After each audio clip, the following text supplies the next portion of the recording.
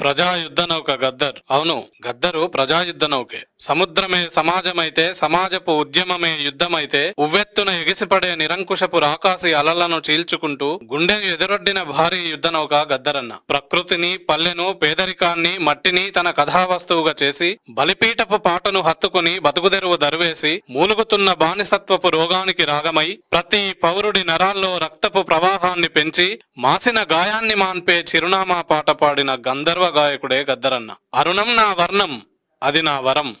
సమరం నా కర్తవ్యం, అది నా రుణం. గానం నా బలం, అది నా మూలం. అహరహం చాతుర్వర్ణంతోనే నా కలహం అని ప్రకటించుకొని సమాజ స్వేచ్ఛ కోసం గలమెత్తిన ఆత్మగౌరవ ఉద్యమ ఊపిరికి నిలువెత్తు సాక్ష్యం గద్దరన్న. గద్దరన్నంటే ఓ ప్రళయం. బండెనక బండి గట్టి 16 బండ్లు గట్టి ఏ బండ్లే పోతావు కొడుకో నైజాము సర్కరోడా అని మా భూమి సినిమాల ఆయన గొంతును విన్న ప్రతి పల్లెటూరు బిడ్డ, గొడ్డుకారం తిన్న ప్రతి యువకుడి రోమాలు నిక్కబొడుచుకోక తప్పలేదు.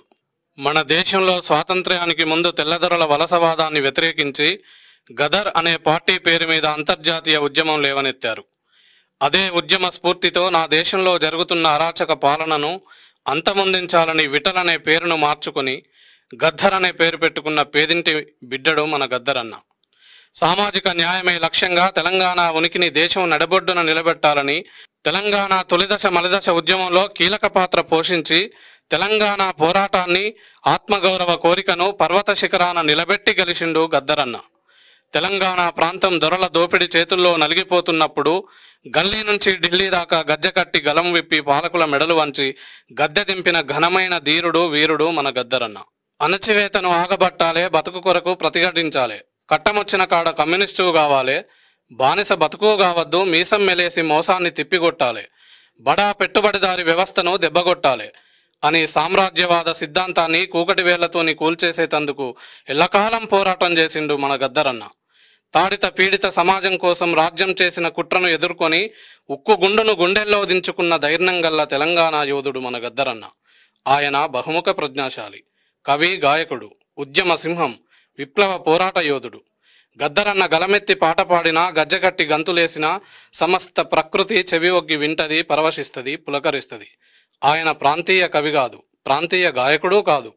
ఆయన భారతీయ కవి, భారతీయ గాయకుడు. కమ్యూనిజం, భౌతికవాదం కలగలిపి తాండవమాడిన ఓ కళా తపస్వి గద్దర్. దప్పుకు, గొంగడికి, కాలుకు, గజ్జెకు, గంతులకు ఉన్న సాంస్కృతిక అనుబంధాన్ని, సంగీతపు మూలాన్ని పునరుజ్జీవింపజేసి ప్రపంచ యవనికపై పాటై ఆటై నిలిచిండు గద్దరన్న. శత్రువు గుండెల్లో గుబులు పుట్టిస్తూనే, పాలకులను మట్టి కరిపిస్తూనే, శత్రువుతోని కూడా ప్రేమించబడి బలిరా అనిపించుకున్న అజాత శత్రువు, అనంత కళా ప్రపంచానికి నిజమైన వారసుడు మన గద్దరన్న.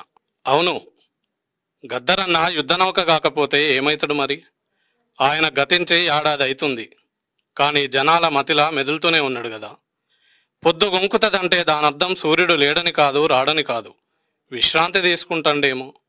అరుణారుణ కిరణాలతో తాడిత పీడిత వర్గాల విముక్తికి మళ్లీ వస్తాడు మన గద్దరన్న. ఎందరో పోరాట యోధులకు నిత్య చైతన్య స్ఫూర్తి మన గద్దరన్న.